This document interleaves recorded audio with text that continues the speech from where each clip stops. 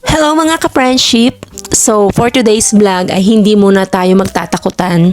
Hindi muna natin pag-uusapan yung mga mystery, yung mga nakakatakot na istorya kasi lately, feeling ko natakot din ako.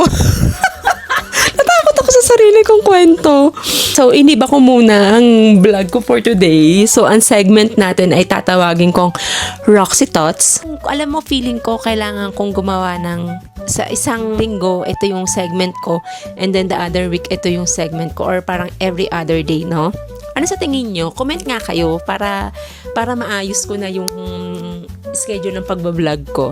Dito sa segment natin na to ay pag-uusapan natin ang chill talk, yung about sa life, yung adulting problem 101, at kung ano-ano pa na pag-iisipan natin. Parang masaya tong segment na to, no? And then, kung gusto nyo rin mag-share ng mga hinanain nyo sa buhay, ay i-comment nyo sa baba or pwede nyo akong i-DM and then i-share ko. Pero naka-anonymous kayo, huwag kayong mag-alala. Okay, mga beshi? So, mga ka-friendship, pag-usapan natin ang being a content creator.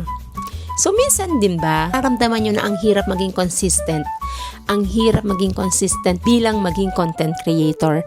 Kasi may mga araw na parang inspired ka. Yung parang, ang dami mong gustong gawin, ang dami mong gustong i-shoot, ang dami mong ideas. At tapos, kinabukasan, alam mo yung biglang wala ka na lang maisip. Wala ka nang maisip na ma-vlog. Wala ka nang maisip na ma-content.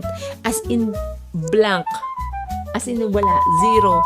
Parang, Nasaan na yung energy ko kahapon? Nasaan na yung energy ko nung isang araw? Parang, asan na yung idea ko nung isang araw? Ako, dati talaga, nag-YouTube ako. Naalala ko no, nag-shoot ako ng vlog buong araw. As in. Nag-set up ako, yung camera ko nasa harapan ko.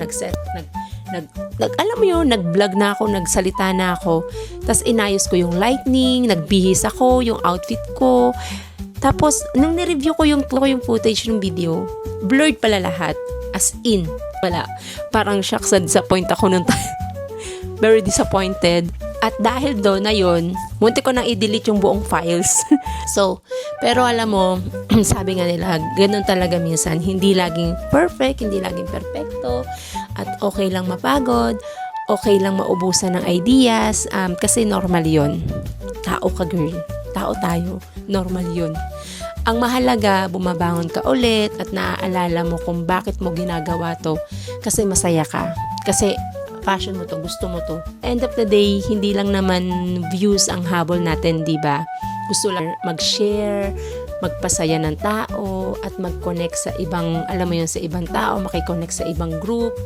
Yun yung tunay na happiness, sa totoo lang. So, doon ko na-realize na parang, okay, tutuloy ko to, pagbablog ko, kasi may napapasaya naman ako kahit papano, may nakaka-appreciate naman nung ginagawa ko kahit papano. And then, okay, I will continue to do this.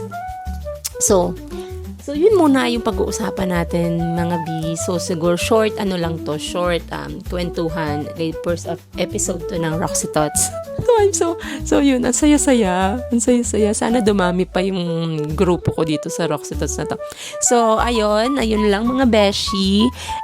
Diyan muna magtatapos ang ating Roxy Thoughts for today. Chill lang tayo lagi and huwag masyadong ma-pressure kasi lahat tayo dumadaan sa creative block minsan. Kung nagustuhan mo tong kwentuhan natin, don't forget to like, share, subscribe, and click the notification bell para lagi kang updated sa mga videos ko. At comment mo na rin kung ano struggle mo lately as a creator, baka mapag-usapan natin sa next episode. So, yun lang. Bye! And good night, everyone!